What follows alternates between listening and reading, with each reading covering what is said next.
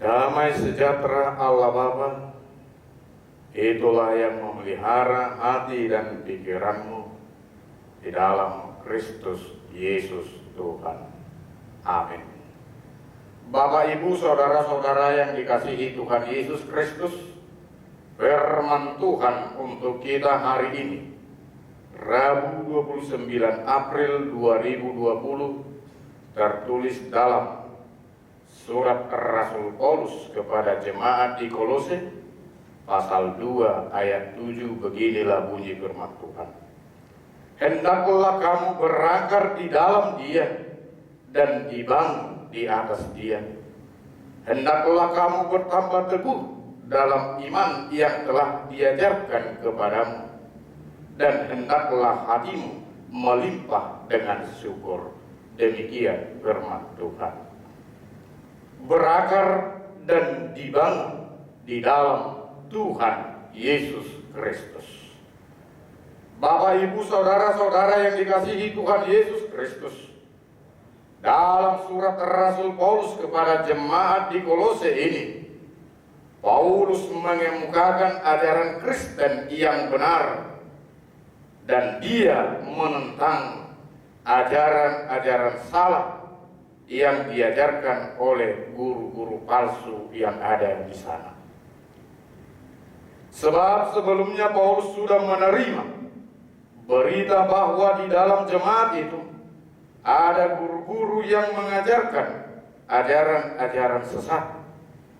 Guru-guru itu berkeras bahwa untuk mengenal Allah dan diselamatkan dengan sempurna, orang harus menyembah roh-roh yang menguasai dan memerintah semesta alam. Di samping itu, guru-guru ini juga mengatakan orang haruslah taat menjalankan perintah-perintah sunat, pantangan, dan lain sebagainya. Paulus dalam suratnya ini menekankan bahwa Yesus Kristus sanggup memberi keselamatan yang sempurna, dan bahwa ajaran-ajaran yang lainnya itu hanya menjauhkan orang Kristen dari Yesus Kristus. Melalui Kristus, Allah menciptakan dunia ini, dan melalui Kristus jugalah Allah menyelamatkannya. Inilah yang menjadi kekuatan penegasan yang diberikan Rasul Paulus kepada mereka. Dan nafs kita ini menekankan kepada mereka untuk hidup dalam kepenuhan Yesus Kristus, agar mereka tetap bertahan dalam iman percaya kepada Yesus Kristus dan tidak mudah diombang-ambingkan oleh ajaran-ajaran sesat yang ada di tengah-tengah mereka pada saat itu. Di dalam kehidupan kita saat ini masih banyak terdapat pengajaran sesat yang demikian, yang mampu menggoyangkan iman orang percaya, iman orang Kristen, dan hal itu masih tetap dilestarikan oleh sebagian orang dari antara kita. Walaupun hal itu sudah jelas bertentangan dengan ajaran agama.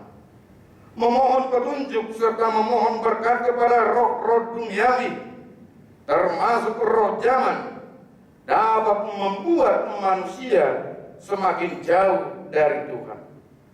Oleh sebab itu, kita pengikut Kristus yang sudah dimateraikan, dibangun di dalam namanya melalui baptisan kudus, harus tetap setia dan menjaga iman kita. Bagaimana kita menjaganya? Yakobus mengatakan bahwa iman tanpa perbuatan-perbuatan adalah mati. Yakobus 2 ayat 26.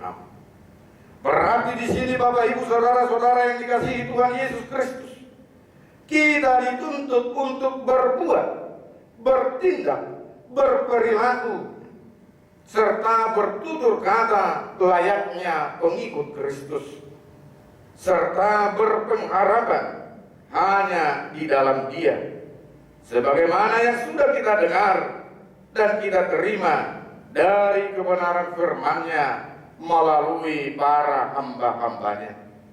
Tetaplah kita berakar dan dibangun di dalam Dia, serta senantiasa mengucap syukur dalam segala hal. Karena itulah kepenuhan hidup kita di dalam Dia, Tuhan kita Yesus Kristus. Walaupun apa yang terjadi yang kita hadapi saat ini, mari tetap berdiri teguh dan dibangun di dalam kepenuhan hidup kita di dalam Yesus Kristus Tuhan kita, agar segala persoalan yang kita hadapi saat ini boleh kita lalui di dalam kuasa penyertaan dan kasih setia-Nya. Kiranya Tuhan Yesus Kristus memberkati kita dan senantiasa memberikan kita kesehatan. Salam sehat bagi kita semuanya. Amin.